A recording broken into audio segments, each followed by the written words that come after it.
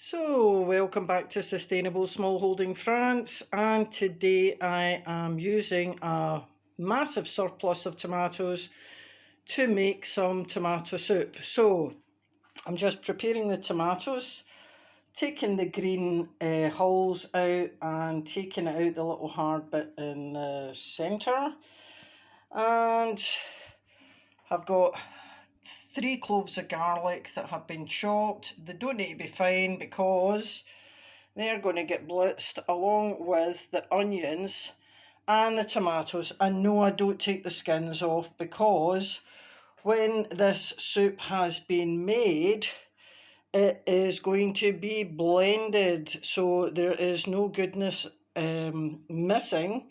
And I'll just add a pinch of herb de Provence. You could use oregano, or you can add in a couple of basil leaves, and we'll just follow on with this video and show you the whole process. So everything's in there: garlic, onions, tomatoes, and you just need to blend it until you've got a quite nice pulp. And then don't worry about it because we're going to blend it after it's cooked as well. So it's quite nice.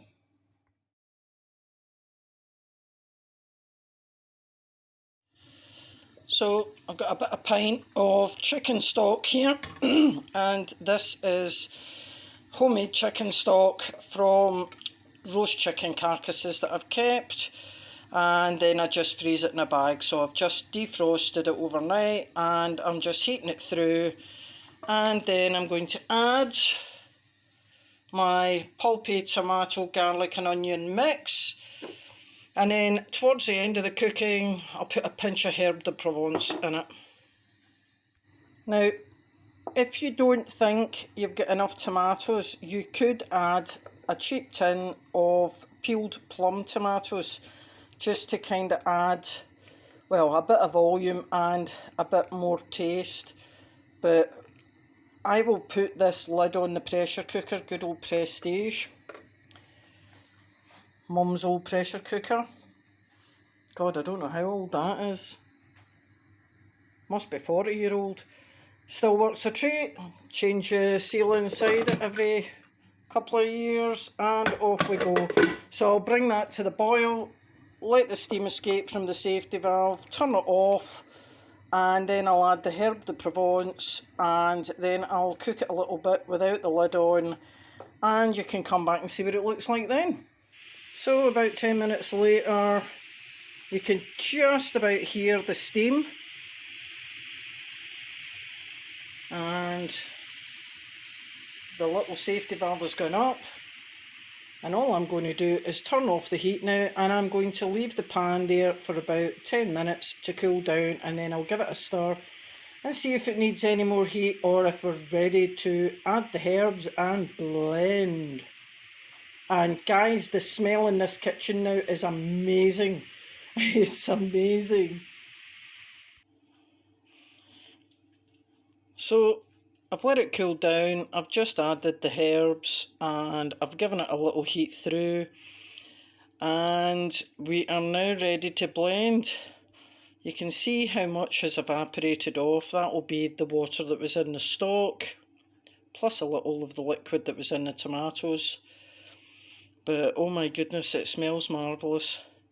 So I'm just going to blend it now. So don't do what I just did and wear a white t-shirt for obvious reasons.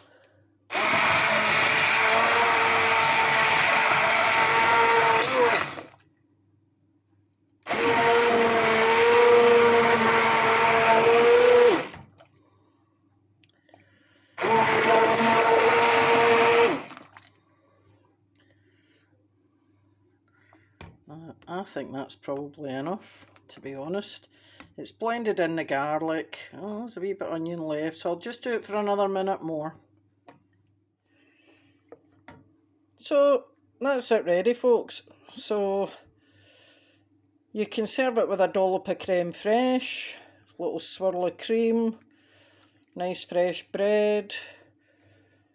And I've made enough here that I'm going to put some in the freezer. I've got some more pulped tomatoes ready in the freezer to make another lot of soup, but that can wait till tomorrow. Thanks for watching.